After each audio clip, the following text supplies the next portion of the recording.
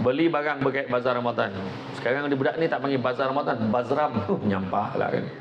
Bazar Ramadan tu beli makanan apa-apa, akhirnya banyak tak bermakan. Lepas tu buang. Allah akan tanya, kenapa? Kenapa kaitan dengan rokok tadi? Nak bagi tahu. Allah bagi tubuh badan kita elok. Yang dirosak-rosakan kenapa? Kadang-kadang ngomong buat. Ini bukan tak boleh pek peluang kan? Kan? Betul kan? Tapi maksud saya nak cerita tadi, makna kalau boleh saya faham, bukan suana. Kan? Letaklah gambar mayat baik pun kat kotak rokok tu, tak maun dah tu. Akan datang tahun depan sedang dia bukan letak gambar mayat, kena rokok tu ambil kat mayat. Mana nak beli rokok ni tu ambil kat mayat tu, kat hidung dia tu, kat telinga tu ambil. Tu semua mayat yang mati dek rokok kata kan. Tak maun dah tu. Dia kalau dia rokok ada je hujah tu. Kan? Tapi mungkin kita kurangkan, janganlah secara drastik, takut tak boleh kita nak habiskan kan. Jadi apa yang kita boleh buat, contohlah. Contoh. Kita dah biasa hisap macam kawan saya mari ni hisap 2 kotak sehari. Maknanya dalam 40 batang sehari. So kita cuba buat hari ni Senin sampai Ahad 40 batang. Minggu depan 39 batang sehari. Minggu satu lagi 38 batang sehari. Minggu satu lagi mati. Tak sampai berhenti. Contohnya. Tapi mudah-mudahan Allah tahu yang kita dalam usaha nak berhenti. Ni nasihat lah. Saya tahu. Cara muka tu pun tak reda, saya faham. Tak apalah saya beritahu ya. Mudah-mudahan kita dapatlah usaha nak berhenti. Kan? Jadi mana kata kita mengawal hawa nafsu kita. Dan begitu juga yang seterusnya, kenapa kita berpuasa? Kita berpuasa kerana ingin menyuburkan perasaan pemaaf, jujur dan bertolak ansur. Pemaaf, jujur dan bertolak ansur. Dan bila kita cerita tentang sedekah, tu saya kata tadi dalam bab berkojo, saya cerita bab berkojo dulu. Kita tengok macam mana Abu Hurairah juga adalah merupakan bekerja sebagai seorang penggembala kambing. Kemudian Nabi juga menjelaskan perihal Nabi Daud alaihissalam. Nabi Daud tidak makan kecuali dari hasil jerih payahnya sendiri. Hadis riwayat Al-Bukhari. Apakah signifikannya Rasulullah menyebutkan Nabi Daud berbanding Nabi-Nabi lain? Kerana Nabi Daud adalah merupakan seorang raja yang diberikan kerajaan yang mana gunung dan burung-burung juga tunduk kepadanya. Dari kerajaan inilah diwariskan kepada anak-andanya, yaitu Nabi Sulaiman bin Daud, sebuah kerajaan yang tidak ada tolong bandingnya sehingga ke akhir zaman. Pun begitu, Nabi Daud tetap juga bekerja sendiri untuk menyara diri dan keluarganya. Dan kalau kita tengok, Imam Az-Zahabi menuliskan bahawa majoriti sahabat Nabi meninggalkan harta warisan yang banyak ketika wafat. Kalau kita tengok Abdul Rahman bin Auf, tahu kan Abdul Rahman bin Auf kan? Abdul Rahman bin Auf ni sejarahnya sahabat yang paling kaya sekali. Abdul Rahman bin Auf adalah sahabat Nabi antara 10 sahabat Nabi yang dijamin masuk syurga, dan dia paling last sekali masuk sebab banyak soalan kena tanya, sebab dek rotor banyak. Jadi janganlah susah hati sebab rotor kita tak banyak. Ya, bila lagi banyak rotor kita banyak kena tanya, banyak tanggungjawab. Itu sebab Nabi ada sekali itu lepas sembahyang asar, Nabi bergegas pulang ke rumah kerana teringat ada 7 ketul emas orang baru bagi sedekah. Jadi Nabi kata kena copek-copek bagikan ke orang sebab tak nak dipertanggungjawabkan atas setiap ketul emas itu. Kita tidak. Nabi risau ada, kita risau tak ada. Tu beza kita. Kan? Bukan kita tu tuan-tuan yang termasuk ni bercakap ni. Dan kalau kita tengok kan, Abdul Rahman bin Auf ketika wafat meninggalkan harta warisan untuk setiap isterinya sebanyak 80,000 dinar bersamaan dengan 40 juta ringgit Malaysia. 40 juta ringgit Malaysia, bayangkan. Abdul Rahman bin Auf waktu dia hidup, setelah Nabi wafat, dia bayar semua perbelanjaan untuk isteri-isteri Nabi. Dia siap upah 2 bodyguard, 2 pengiring, itu ikut isteri Nabi. Kalau pergi pasar beli barang semua dia bayar. Dan dia juga bertanggungjawab bayar pampasan untuk keluarga mangsa perang Badar. Kan? Setiap keluarga dapat pampasan tak kurang 400,000 satu keluarga duit Malaysia. Itulah kekayaan Abdul Rahman bin Auf. Kan? Dan dia juga daripada Amru al-As pula dia memiliki kebun anggur yang di dalamnya ada 1 juta kayu pancang punya bonsai. Hadis riwayat daripada Ibnu Asakir. Kita kena hairan dan takjub dengan kekayaan melimpah ruah yang mereka miliki, sedangkan Abdul Rahman bin Auf tadi kan, begitu juga dengan Amru bin al-As, Kesemua mereka ni sahabat-sahabat Nabi yang kaya raya ni, dia kaya dengan tahap mereka jugalah yang paling sibuk berperang, berdakwah dan bersedekah. Itu sebabnya dalam kita bekerja kan, kadang kita cakap kita bukan tak nak bagi duit ke mak kita, bukan tak nak bagi duit, kita pun ngam-ngam tu. Apa punca ngam-ngam? Salah satu kena tanya balik, bila kali terakhir kita bersedekah? Tanya balik. Bila kali last kali. Itu sebab orang tua-tua dulu, orang tua dulu kalau keluar daripada rumah, lalu kat surau mana-mana masjid dia lalu, mesti dia berhenti. Dia bagi duit ke anak 20 sen. Mari 20 sen masa mana tu 20 sen. Kau masuk dalam tabung surau. Masuk dalam tabung masjid tu. Anak masuk, jap masuk, pap jalan. Tu insurans perjalanan nama. Sebab Nabi sebut sesungguhnya bala dan musibah tidak pernah mendahului sedekah. Tadi yang geng-geng ride yang ramai-ramai tu, kita tengok ramai mana kan, bila selep mula tu terlajak, terzak, terlangsung sampai ke parit, berapa ramai tak kurang yang mati tu. Kadar mati naik motor ni lagi tinggi pada naik kereta. Yo tuan-tuan, tengok tu, nampak macamnya ya kan, anda mau tutup kan. Tapi satu benda, banyak anak sedekah. Tu sebab grup ride ni banyak bagi sedekah kat orang. Dia pergi ride, dia singgah masjid, masuk duit. Lepas tu dia buat program, dia lawat ziarah mahna anak yatim, bagi duit. Betul. Nabi janji dengan kita. Nabi janji. Nabi kata apa? Nabi kata tidak akan berkurangan harta orang yang berinfak, melainkan bertambah, bertambah dan bertambah. 3 kali Nabi ulang bertambah. Kalau Nabi kita tak percaya, siapa lagi kita nak percaya? Betul tak? Siapa lagi kita nak percaya? Yang itu sebab yang tadi banyak anak sedekah. Percaya cakap saya, orang yang rajin bersedekah, rezeki dia sentiasa lapang. Lagi kita kedakut, lagi sempit joki kita. Percaya cakap saya. Orang yang selalu belanja kawan dia makan, je tengok lapang dia rasa. Sudah-sudah hujungnya poket dia lapang. Sebab kawan dia tak pernah belanja dia je belanja kawan dia. Kan agak-agak lah. Kono lah belanja juga kan. Kono belanja.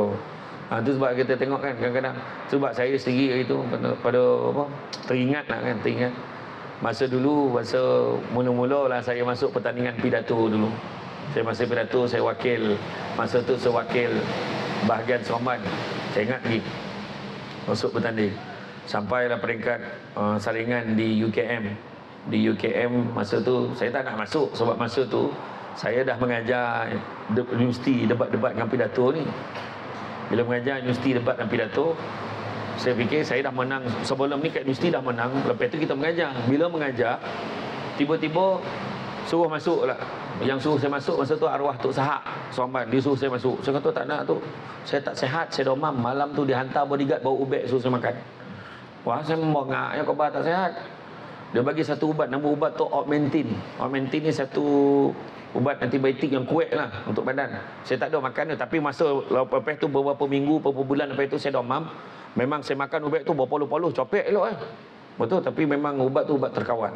Jadi bila dia bagi ubat tu, sahabat tu dia suruh dia masuk ni, saya pun pergi lah dekat UKM Saringan. Ada 8 bilik saringan. 8 bilik saringan, bayangkan 8 bilik saringan, dalam setiap bilik ada 10 peserta, 3 kali 3 session. Maknanya 8 kali 10, 80. 80 kali lah 3. Itulah jumlah peserta yang masuk. Bila peserta yang masuk tu, dia nak ambil 10 peserta untuk masuk final. Saya pun logo lah, tengok tak apalah, tak ramai. Tak apa, dah ramai-ramai ni mungkin tak perasan kalau dan kalah ni sudah dulu. So pun pergi kat satu bilik tu, dia kata masa tu saya datang petang Jumaat. Dia punya sesi tu Jumaat satu, petang satu, malam satu, esok hari Sabtu satu. Jadi saya pergilah yang petang tu. Bila pergi yang petang tu, dia kata sesi Encik Samsul esok hari Sabtu. Syakaban tak boleh, Syakaban. Sebab saya besok saya nak kena pergi ke Ipoh, saya nak pergi ke Teluk Intan, ada program takraw. Masa tu saya main takraw lagi. Itu dia pun cakap, ya ke? Tak apalah, saya tulis surat sikit, minit sikit, pergi dekat bilik nombor 8, masuk petang ni. Saya pun pergilah bilik ujung tu. Bertambahlah seorang peserta kat bilik tu. Saya pun masuk, saya pun dah tengok peserta-peserta lain beriyo, berprepare kan. Saya pun pergilah capai. Saya dah pakai baju t-shirt, capailah baju Melayu saya, pakai seluar, pakai sampin sikit, pakai songkok. Saya pun tengok tajuk apa. Okey, so tutang. Saya pun balik, logo. Saya pun balik, naik kereta balik lah. Balik sampai lah, daripada UKM balik Seremban. Esok tu main takraw tengah timang-timang nak game yang kedua masa tu. Tengah timang-timang bola, dapat call, telefon. Hello, Cik Samsul ke? Tahniah Cik Samsul layak ke final. Lah, masuk final pula dah. Sudah masuk final. Saya pun fikir, alah, kalau masuk final pula, 10 masuk final masa tu. Kan? Tak pernah berlaku lah dalam sejarah Negeri Sembilan ni masuk final untuk pidato macam tu. Saya pun masuk masa tu depan 4 lah. Depan 4 lah Ahmad Badawi di PWTC. Pentas yang sama lah yang saya berucap itu. Kira Pontes tu kalau saya bercakap memang tak pernah lah. Tak ong kan. Memang handal betul lah. Tak pernah tak viral. Central. Bila saya masuk, cuma yang bagusnya masa tu saya pecah rekod sebab masa tu 10 peserta bila masuk pertandingan. Saya seorang daripada Negeri Sembilan. Daripada Perak ada 2, Selangor ada 3. Masa tu yang layak ke final.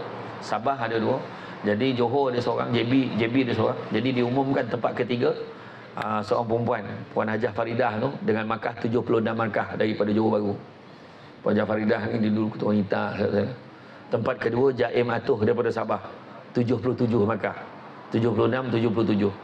Tapi saya masa tu diumumkan juara dengan markah 95 markah.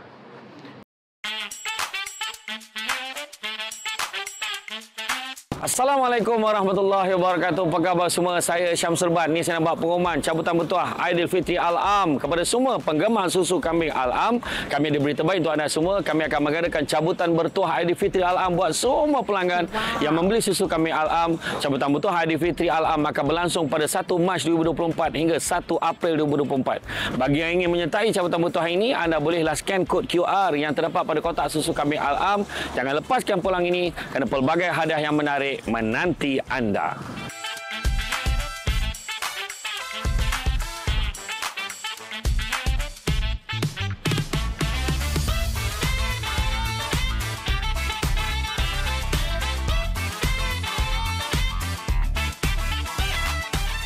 Makna nak bagi tahu standard Syamsul Ban ni macam tu ya. Tak ada nak bagi tahu. Makna saya bila bercakap tu macam tulah. Tu sebab sampai sekarang saya cuma dah tak ada masa. Marin saya mengajar. Budak USIM tu pun saya mengajar daripada gagap dan sampai jadi juara pidato antarabangsa lah budak tu. Mana saya dicabar oleh tok guru saya. Nama dia Cik Khairul Azan, Cik Ahmad budak Kelantan. Dia roommate saya, dia cabar saya. Mu belum boleh kira hebat selagi mana mu belum boleh train orang lain jadi supermu gitu. Maknanya kalau saya bertanding Johan, tak cukup saya kena jadikan orang lain Johan pula. Alhamdulillah saya boleh buat apa-apa. Dan kemudian saya bersara. Cuma nak beritahu, Johan masa tu dapat hadiah 5,000 dan tiket umrah. RM5,000 dan tiket umrah. Tapi Alhamdulillah tiket umrah tu dah orang dapat. Duit tu ambil betul. Tak apa hal lah tak. Kejap-kejap ni tak siapa ni duit tak belum ada ni. Orang pula tengok kan. Tapi masa tu saya kebetulan masa saya menang tu birthday mak saya. Saya hadiahkan kat mak saya. Hadiahkan untuk mak saya tiket umrah. Duit saya ambil. Cuma masa tu saya cakap apa tau? Mak pergi umrah. Baru saya tahu rupanya mak saya pula beberapa tahun lepas arwah abah saya meninggal, mak saya pergi umrah dengan satu syarikat travel agent di Seremban. Bila pergi dia rasa macam tertipu. Dulu kan pergi sampai 3 boleh 4 boleh hari dulu. Lepas tu dia kata janji 3 boleh 4 boleh hari, tiba-tiba dah tinggal 2 boleh hari, ada masalah visa. Last minute pergi 1 boleh hari 9 malam. Mak saya rasa tak puas. Tapi mak tak pernah cakap dengan anak-anak dia. Maksud nak ngumpul duit dengan senang. Dulu masa pergi dulu 3,000 dah boleh pergi dah. Jadi mak saya bila pergi tu terfikir, ya Allah, masa tawaf wida tu mak saya doa betul-betul, sampaikanlah aku kemari ya Allah. Tapi mak saya tak nampak jalan mak saya boleh datang. Dan tak sangka mak saya dapat pergi percuma. Masa saya bagi hadiah tu tiket umrah, baru mak saya cerita ni. Saya tak tahu, ingatkan mak okey dia pergi umrah dulu. Dan bila saya hadiahkan mak saya birthday tu, mak saya dapat pergi kali ni pergi mana? Pergi 14 hari 12 malam. Mak saya pergi masa tu pergi dengan grup Jawi, Jabatan Agama Islam Wilayah, dengan ustaz-ustaz dan ustazah-ustazah. Memang puas hati dia pergi. Saya cakap apa kat dia saya? Ya Allah, hari ni aku sedekahkan untuk mak aku. InsyaAllah aku pergi umrah besok, aku nak pergi pakai duit aku sendiri. Selepas tahun 2006 tu saya belanja mak saya. Alhamdulillah saya dapat pergi bila? 2006 boleh. 10 tahun lepas tu baru pakai duit sendiri. Masa tu kojo lah apa semua kan, dapat pergi lah, kumpul sikit dapat pergi. Alhamdulillah. Masa tu lepas masa saya pergi tahun tu, saya cakap dengan diri saya, cakap dengan mak saya tengah makan dengan mak saya dengan adik saya. Lepas tu saya dapat jadi apa? Saya dapat jadi duta. Masa tu dah jadi Samsul Debat. Dah jadi Samsul Debat, tabung haji offer saya jadi duta untuk pergi umrah. Masa tu lah saya bawa mak saya dengan adik saya. Saya duduk lepas makan dekat hotel Movenpick. Makan tengah hari saya cakap dengan mak saya, "Mak, rasa-rasa nak bawa lah mana keluarga kita yang susah-susah ni kan. Kita belanja dia bawa pergi. Kau memang ini Madinah ni kau cakap kau nak buat." Mak kau. Jadi saya pun, yalah nak buat lah ni. Akhirnya pada hujung 2018, awal 2019 macam tu, saya dapat bawa 15 orang ahli keluarga saya. Masa saya bawa tu, kira-kira lah kan, package kan. Nah, ilah, satu kepala masa tu 8,000 lebih dekat 9,000. Tu package mewah lah tu. Kan? Lepas tu bila kira-kira, jangan ditotalkan berapa, 15 orang tu jadi berapa. Monong. Yang monong kan dua. Saya dengan buku akaun tu. Monong. Banyak padat. Lepas tu tolonglah lebih sikit padat muka kau. Kau selalu ceramah main hana bab sedekah, tengok licin duit kau. Contohlah. Tapi saya kata lantak lah. Kan? Adalah hikmah ni. Buatlah belasah tapi monong. Lepas tu masa sampai ke airport, bila ahli keluarga berkumpul nak pergi, ada nak pakai kain ihram, masa tu separuh daripada perasaan duit hilang tu hilang. Separuh ke tau? Ada separuh lagi. Tapi bila sampai di tanah suci, turun semua, masa tu saya nampak mata masing-masing berair, menangis, mengenangkan syukur mereka sampai masa tu hilanglah perasaan duit saya habis tadi. Saya rasa happy. Duit habis pun tak apalah. Tetapi lepas tu berdarah balik. Sebab apa? Dia kata pergi Taif kena tambah 160 rial seorang. Saya juga lah bayar. Sebab dia orang kan tu, dia orang mana ada duit. Dia cakap tak apalah lain kali. Tak ada mana lain kali dah saya bayarkan juga. Tetapi demi Allah, saya cerita ni bulan puasa ni, sampai di Malaysia, tak sampai 3 bulan, Allah ganti balik duit saya. Macam mana Allah ganti? Saya pun dah tak perasan macam mana Allah ganti ni. Duit ceramah ke apa semua kan. Tapi nak beritahu tuan-tuan, masa tu tak adalah cakap mujur balik modal. Tak. Masa tu saya cakap, siapa lagi aku nak tolong ni ya Allah, tolong jangan angkat tangan. Macam tu. Jadi lepas pada tu pula, alhamdulillah, itu tahun 2018. Lepas pada PKP tahun lepas, pada bulan 2 dengan syarikat Travel Harmony, saya bawa lagi 45 orang keluarga saya pergi. Kan, Datuk Zainal dia tahulah, Mak Jin tu kan, saya bawa dia pergi. Ada antara yang saya bawa. Percaya cakap saya, Allah akan murahkan rezeki kita. Sedekah lah. Kalau nampak ada anak-anak jiran kita dapat sambung belajar, dorang-dorang pergi rumah bagi dia belanja, nak RM50, kau beli buku. Cakap kat dia, beli buku. Dia beli buku, dia guna buku tu, dia belajar, sampai dia grade, dia kojo. Mengalir pahala untuk kita, walaupun dia dah berkojo. Sebab ilmu yang kita tadi sumbangkan sedekah untuk dia tadi. Buat tuan-tuan. Itu sebab cerita puasa dan sedekah ni tak boleh nak elak. Ingat tak bagaimana satu kisah, bagaimana seorang budak perempuan, budak perempuan ini yang dilelong, budak ni dilelong untuk jadi hamba. Pada ketika itu Aisyah nampak budak ni, kesian betul tengok budak ni. Dia ambil, marilah sini, mau ditebus budak ni, bawa balik rumah, dimandikan budak tu, siap budak tu. Jadi Rasulullah pun syukurlah tengok budak tu pun ada kat rumah. Entah macam mana datang malaikat Jibril, tolonglah kau keluarkan budak ni, sebab budak ni ahli neraka. Budak ni ahli neraka, jangan kau simpan dalam rumah. Maka Aisyah pun sedih. Tapi sebab tak sampai hati tengok budak ni, dia bebaskan, dia lepaskan budak ni keluar dan dibekalkanlah beberapa biji buah tamar. Ambillah ni. Dalam perjalanan dia terserempak dengan orang fakir miskin. Dia baru makan sikit. Nampak orang fakir ni lapar betul, ada tak makanan, dia kata. Jadi budak ni lembut hati, dia bagi dia sikit dia dah makan tadi pun dia bagi kat orang. Kemudian dia bagi semua tu kat fakir miskin. Disebabkan itulah Jibril datang balik, wahai Muhammad, ambil baliklah budak tu dah jadi ahli syurga. Hanya disebabkan oleh sedekah dia bagi ke orang.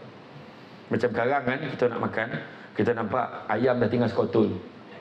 Dan masa beratur kan, tak apalah, ambil lah. Mudah-mudahan masuk syurga. Tak rapik tau, dan punya kan. Kan? Macam tu lah nak ceritakan keajaiban bersedekah ni tuan-tuan dan puan-puan sekalian. Itu sebabnya kadang kita dapatkan sampaikan hadis sebut lah kan. Dalam hadis sebut Nabi kata, bezakan diri kamu, pisahkan diri kamu daripada api neraka walaupun dengan hanya sebiji buah tamar. Nampak? Bayangan, besar pahala tuan-tuan bab sedekah ni. Ya, sikit-sikit. Ada seorang cerita betul di Ampangan. Ada seorang kakak ni datang ke rumah anak yatim di Ampangan tu, kakek dengan sekolah asli Ampangan tu ada sekolah apa ya, rumah anak yatim Darul apa benar tu. Dia datang kat situ, dia kata saya nak sedekah boleh tak? Ustazah ni cerita balik ni. Boleh, kata ustazah yang jaga rumah anak yatim ni. Boleh apa? Dia pun bagi satu sampul. Terima kasih ya, dia pun balik. Ustazah ni pula dah balik, orang tu tinjau dalam sampul tu. Berapa lah bagi orang ni? RM20. Dia kata, ingat banyak warna. Terdotik dalam hati ustazah tu. Ingat banyak warna, RM20 bagi. Selang beberapa minggu, akak ni datang lagi. Dia kata, saya nak bagi semangat. Yelah, dia kata, dia pun ambil RM50. Selang beberapa bulan, sampai beberapa bulan, dia datang lagi. Dia bagi RM100.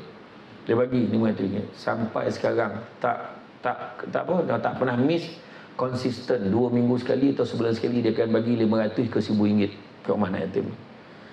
Jadi bila ustazah ni tanya dia, rupanya dulu dia datang, dia bagi RM20, dia baru mula nak berniaga. Kemudian dengan sedekah tu alhamdulillah berniaga dia okey, sampailah ke sudah. Itu sebab buatlah, berlumba-lumbalah buat kebajikan. Berlumba-lumbalah buat baik. Sebab kita tak tahu amalan yang mana akan memasukkan kita ke dalam syurga. Macam hari ni kan, saya ceramah dengan, saya kan tahu pun bayar berapa, tak tahu. Tak mana saya ambil tahu dah. Betul. Kau PA saya pun cakap, saya tak ada ambil tahu dah. Kan? Ya, kau tak bayar pula. Makan ni Ustaz. Ini macam ni. Memang tu lah sekali tak datang. Apa ni kan? Tak ada lah. Betul. Sebab saya katakan jangan, saya selalu cakap, jangan disebabkan duit program tak jadi. Saya kata, bang, jangan. Sebab ceramah saya daripada ilmu. Ilmu pun Allah pinjam. Bukan saya punya. Share lah mana yang boleh. Dan saya paling gemar petang ni lah. Sebab ceramah di Laman Gontang. Kalau tidak hari-hari Ipoh, apa, Rawang kan? Semua jauh-jauh kan? Hanya ada orang Pilah, Longgor, Esok kan? Ya, tuan hari-hari. Ni untuk makluman semua, besok pagi Muang Potang dalam patah. Tak tahulah patah macam mana kan? Habis dalam patah, lusa saya akan berangkat ke Kuching, Sarawak 4 hari 3 malam. Bulan puasa. Bayangkan. Best lah. Buat puasa, beza kan. Kan? Tapi Sarawak beza dengan kita setengah jam ya. Setengah jam. Kalau Sabah 1 jam. Macam tu lah tuan-tuan. Buatlah. Tapi percaya cakap saya, sedekah ni kalau kita bincang balik kan, memang tak ni. Kita tengok macam Kek Somban tu, tengok masjid tu. Masjid ni macam mana orang kaya ni. Dia boleh beli, dia tanya dengan bos saya masa saya kerja dia tanya, "Tok, ada tak tanah tu?" Ingat saya nak wakaf lah, wakaf untuk ayah saya. Untuk abah tu, untuk mak saya. Dia beli tanah tu harga 50 juta. Harga 5 juta. Tapi dia banner masjid dengan harga 50 juta. Tu Masjid Husin Semandua. Lepas tu dah halang-halang beli tanah kat sini, saya nak, ada tak tanah lain untuk saya pula. Tu diwakaf pula dekat Senayan. Harga tanah 6.5 juta. Kos pembinaan masjid 100 juta lebih. Dia wakaf lagi satu tanah kat Langkawi untuk orang rumah dia. Dekat situ pun harga berjuta. Masjid yang pertama full aircon. Yang paling mahal kat Senayan, masjid tu dalam bosa siap satu petak khas. Kalau dia meninggal besok, dia kata situ tanah. Pengusi khairat kematian pun tak booking lubang kubur. Dia punya hebat, dah lah kaya kan, dah lah kaya tapi dia menyumbang. Tu yang Hafiz Hiu Situ Joy, dia sumbang berapa banyak. Tu Yayasan Sofa tu dia bagi berapa. Hari tu Papa itu ibu bagi. Nak bagi lagi. Hari tu rancangan, masa rancangan apa? Rancangan My House TV Hijrah. Baru bincang berapa kos dia perlukan. Pap dia terus keluar. Dia baru masuk Islam macam tu. Kan bayangkan dia mu'alaf yang masuk Islam tapi sangat rajin bersedekah. Saya pergi kat rumah dia tu, memang humble. Allahu Akbar. Sedekah pakai kepala dia fikir. Ya tuan, tu sebab kita ni fikirlah. Jangan tunggu kaya baru nak sedekah. Sedekahlah sampai jadi kaya. Macam tu. Ya? Jangan tunggu alim baru nak berdakwah. Berdakwahlah sampai jadi alim. Jadi rasa cukuplah sekadar tu tuan-tuan. Cara tonong tu tahu tak perhati dah satu. Kan, aku berapa dah ni, dia dah lah tu kan. Jadi mudah-mudahan walaupun sikit kan, bak kata orang cantik dipandang rumah penghulu, kayu tu okey dari papan. Alang-alang menuntut ilmu, subuti pasir kembanglah menjadi intan. Jadi kita amalkan walaupun pendek, walaupun sikit, kita sebar panjangkan dan kita amalkan. Jadi tuan-tuan dan puan, itu saja daripada saya. Sungguhnya yang baik itu datang dari Allah SWT. Kurang tu kecelakaan saya sebagai manusia biasa.